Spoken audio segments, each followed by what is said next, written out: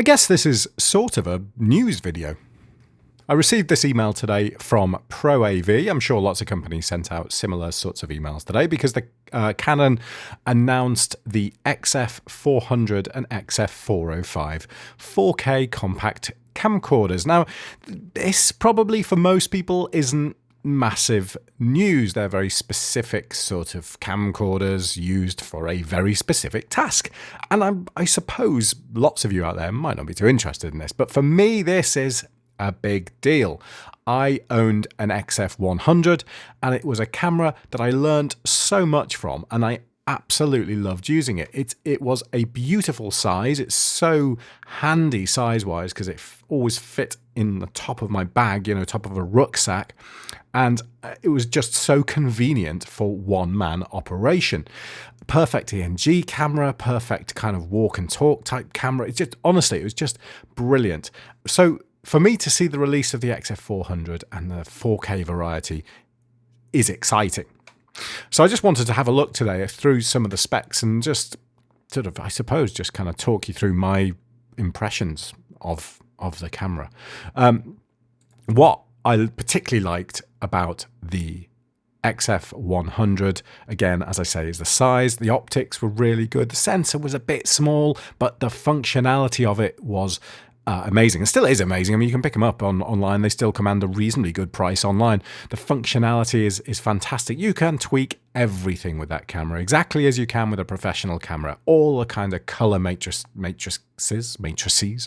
all those type of things you can tweak as much as you like. So you can really learn from a camera like this, and you can play around with it. Anyway, I won't go on about it too much. Fine. So here we have the XF400 and XF405 on the site. They're going to retail at about £2,200 or £2,300 excluding VAT. And if you want the SDI out, it's going to be £2,658. So you're talking around about the £3,000 mark for this camera. Not a particularly cheap camera. So you'd expect some reasonably good specs on this. So I'm going to go into here and just show you a couple of images. And of course, you can look on the website yourself. You don't have to watch my video to see these sort of things. You can see that it has, differently from the XF100, it has a detachable sort of sound and handle area. That wasn't something that was detachable from the XF100. In fact, on its own like this, it looks like a pretty small camcorder. And I kind of see some similarities with my consumer level AX53 camera when you look at it like this. And even on paper, some of the specs are not too dissimilar to that camera. 1-inch sensor on this camera. The AX53 doesn't have a 1-inch sensor. It has a native, I think it has a native 4K sensor, but it's not the 1-inch variety that you find on the more expensive Sony camcorders. This now has a 1-inch sensor, much bigger than the previous XF100 sensor. But of course, it's packing 3840 by 2160 onto that. 4K UHD 50p recording onto SD cards. Now that sounds good, but of course, the first thing people will ask is, well, what's the bit depth and what's the color sampling on this? What's the chroma subsampling on this? And the answer to that is, unfortunately, not what you will want. It is not 10-bit 422 at 4K 50p. It's not. I mean, it's not. It's just not that type of camera, really. I don't think that's not really what they're going for here. High quality 4K lens with 15 times zoom, so a bump up from the XF100. I know we've had a 200, and I'm not quite sure what the zoom was on the 200, but 15 times is pretty reasonable. I think that's up to about 380 mil full frame equivalent. So it actually ranges from about 25 mil to 380 mil full frame, which is great because if I think about the lenses I have on my full frame camera range basically from the 24 at the widest end to 300. 24 is a really nice wide angle. You wouldn't want it to be any wider than that, because I think you would really start seeing that kind of fishbowly type effect if you started getting much wider than that. So I think 25 the lowest end, the widest end on this camera, 25mm, sounds to be pretty good. Dual pixel CMOS autofocus for high-speed, precise autofocus. Good. That's something that will be welcome, because this sort of camera is going to be probably operated by one person, and it's needs to be fast, accurate, basically take the workload off that person if they're kind of moving about and stuff. So network capability, and nice to see this a little bit more advanced with Wi-Fi, and it's got an Ethernet port on it as well. Compact language, professional operator, I totally agree with that. That will be the case. But let's have a look a little bit more at the specification. Total pixels 13.2 megapixels, so 1-inch type CMOS, effective pixels per sensor 8.29. Yeah, okay, so 4K sensor. And what else have we got here of any interest? So ND filter. Now the XF100 used to have a completely automated ND filter, and that was actually pretty nice. It worked really well and really seamlessly together with the aperture. It didn't provide enough. What happened on the XF100 is that even though the ND was at max, you still had to then stop the aperture, so you had to stop down and close the aperture up, and then because of the small sensor, you started getting all kind of weird effects like you do when you make the aperture too small. What else we got? So zoom control sounds all similar. Variable, okay, so 2.8 to f11, but it is variable, so it starts at 2.8, but unfortunately at full zoom I think it's at 4.5. The aperture blades is 9, it has 9 blades on it, and I have to say that if this lens is anything like the XF100, it really is a nice lens. It produces lovely image quality, and when you can achieve that soft out of focus look, which isn't so easy on a smaller sensor camera, maybe a little bit easier on this one with the higher zoom and the bigger sensor. The soft out of focus backgrounds really looked amazing on the XF100 when you could achieve it. So hopefully, if this is the same, it will give you a really nice look as well. These look pretty much the same, I think. Optical system. Lens shift. No, this one's probably new. But stabilization was always really nice anyway. It was nice and, lots of options around it. Nothing too complex and nothing too sort of advanced as there's, for example, a Sony Boss system or something. But it always did a good job. As long as you had a reasonably steady hand, it was perfectly good to operate with. So 12 stops of dynamic range. That seems quite a lot, actually. That's fairly impressive. Sampling actually 420 and bit depth 8-bit. But let's have a look at the actual recording on this. So at 4K, we're recording at 150 megabits. I assume that's at 50p. 4K 50p will be at that bit rate. And okay, so external recording, we have 4K at 8-bit 420, Full HD 50p at 422 10-bit. That's pretty nice. Because just going, I am doing a direct comparison with the XF100 here. I realise that, but stepping back and looking at some of the 720, because I wanted to record in 50p, I always used to record at 720p on the XF100, not Full HD, because Full HD you could only do 25 frames a second. So I wanted to get, and most of the stuff I did, I wanted to have that 50 frames a second flexibility.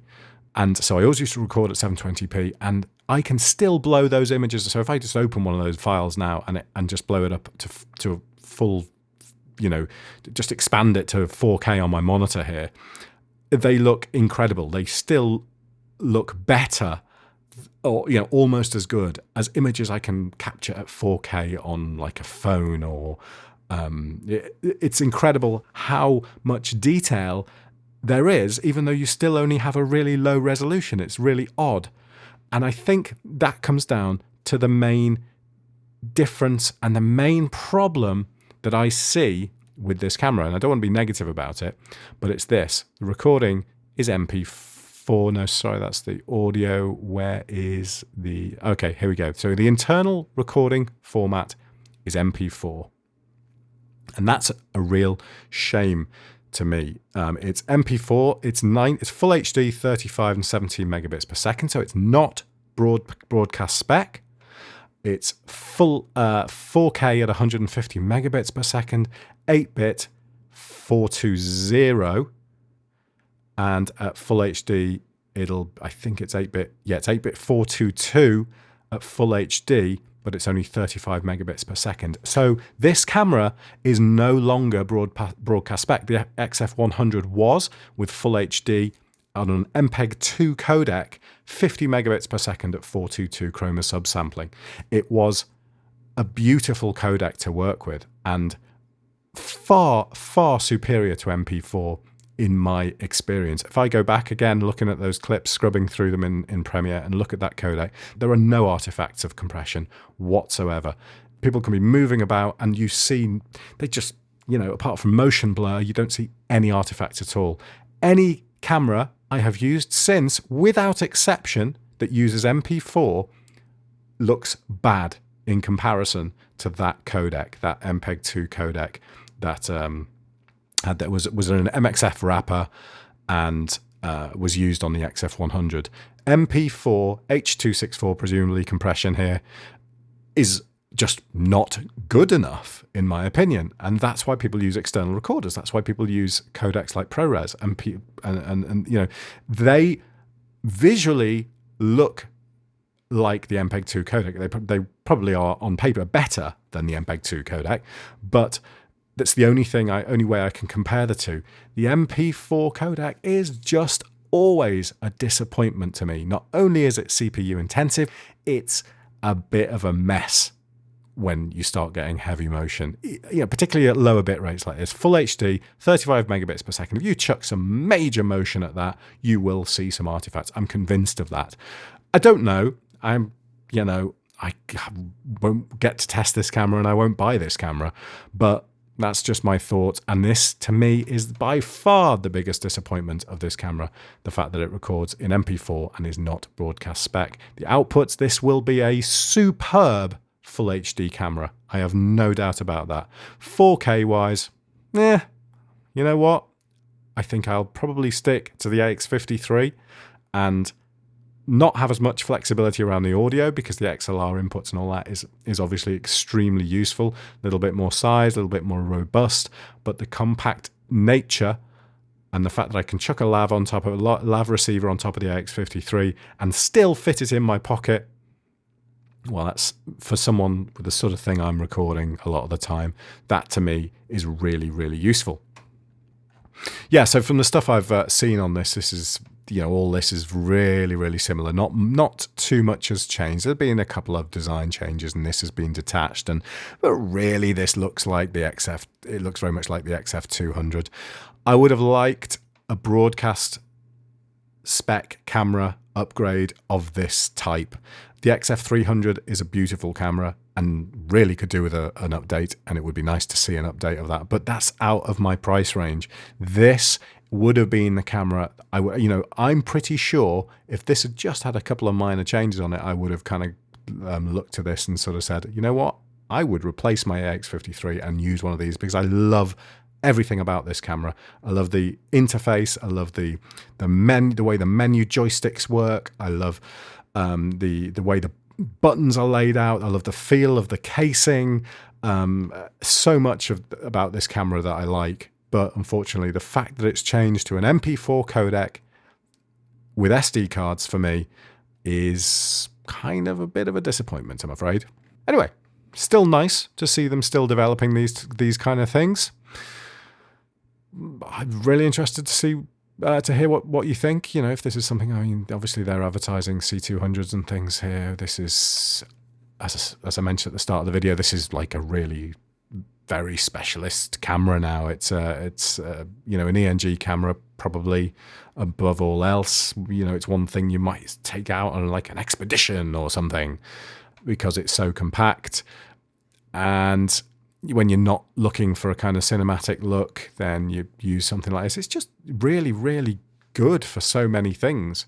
And, absolutely don't want to get hung up on specs, but when you're looking at the XF100 and saying the XF400 should be equivalent, at least equivalent, then I think it's fair then to say, well, this was the quality of the codec there, and it's a shame to lose that and sacrifice it for the necessity of 4K. I mean, don't put 4K on it. Just make it a bloody amazing full HD camera. Anyway, let me know what you think, and thank you for listening. I will see you soon.